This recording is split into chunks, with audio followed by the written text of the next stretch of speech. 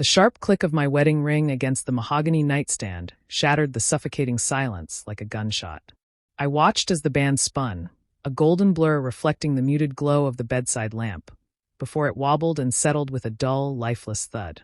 Across the room, Amelia flinched. It was subtle, just the faintest tremor running through her body. But I caught it. I caught everything. For weeks, I had seen the signs. It started as little things: late nights at the office, hushed phone calls taken in the next room, the ghost of a new perfume clinging to her skin, a scent foreign to our bed. Then came the feeling, that gnawing certainty that something in our world had fractured. The pieces still fit together, but the cracks ran deep, threatening to break everything apart. I began working late too, but not for the usual reasons. I was trailing her, following the breadcrumbs she never thought I would notice. And then confirmation came. He was tall, dark-haired, exuding a smug confidence that set my blood boiling. I saw them together in a dimly lit bar, hands intertwined over a corner table, their laughter merging into something intimate, something I no longer recognized. I watched from across the street, the rain distorting their figures into a blurred, agonizing tableau. I wanted to storm in, to make a scene, to shatter the illusion they thought they had so cleverly built. But instead, a strange calm settled over me. I decided to play the long game.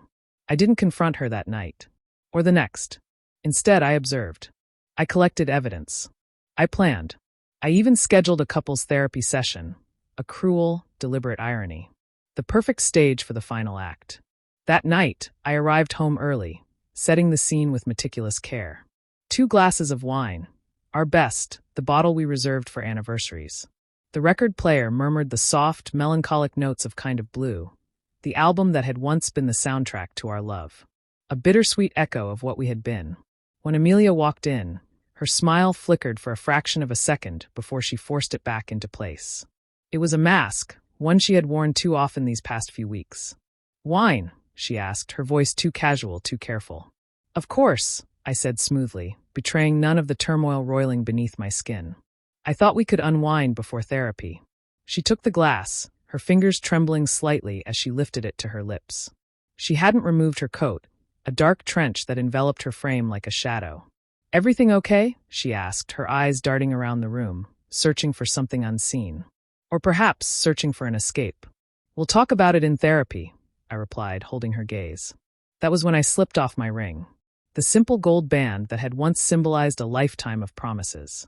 I placed it on the nightstand with deliberate precision. The sound of metal meeting would echoed like a gavel striking judgment.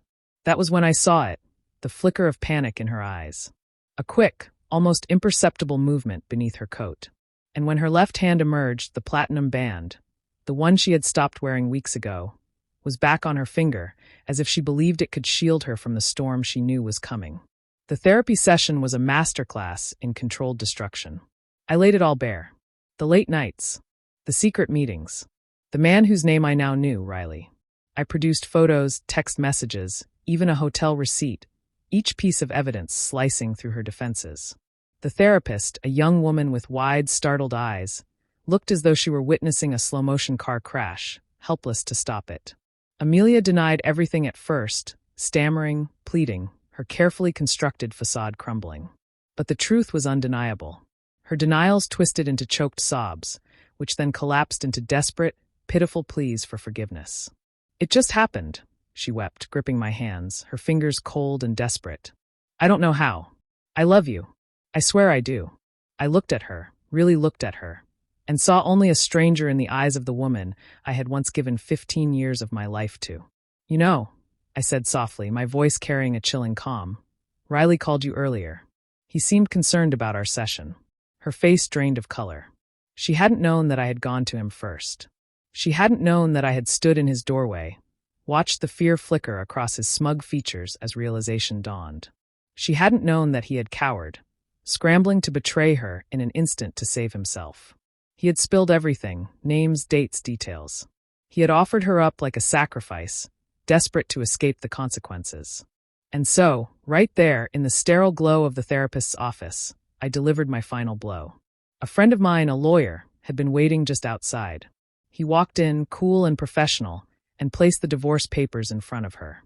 The look on Amelia's face, shock, betrayal, devastation, was almost satisfying. Almost. But the true satisfaction came later. She lost everything. Her reputation, her circle of friends, the lifestyle she had taken for granted. And Riley? Fearing the wrath of his own wife, he disappeared without a trace, leaving her to face the wreckage alone. Their grand affair, once thrilling and intoxicating, crumbled into nothing but whispered gossip and scorched earth. As for me, I rebuilt, brick by brick. The pain remained a dull ache, but I learned to carry it. I immersed myself in work, in friendships, in rediscovering the things that brought me joy. Slowly, cautiously, I even began dating again. Months later, I found myself at a quiet restaurant, sharing a meal with someone new. Laughter came easier now, lighter. And then, across the room, I saw her. Amelia sat alone at a small corner table. Her once vibrant hair had dulled. Her clothes hung on her frame with an unfamiliar weariness. She looked hollow. Our eyes met. For a moment, I saw something flicker there, recognition, regret. Perhaps even a sliver of the woman I had once loved. But then, just as quickly, she looked away, as if ashamed to be seen. I didn't approach her. There was nothing left to say. Instead, I simply raised my glass in a silent toast, not to victory but to closure. The quiet clink of my new wedding ring against the glass was softer than the one that had begun it all. But this time it was not an ending. It was a beginning,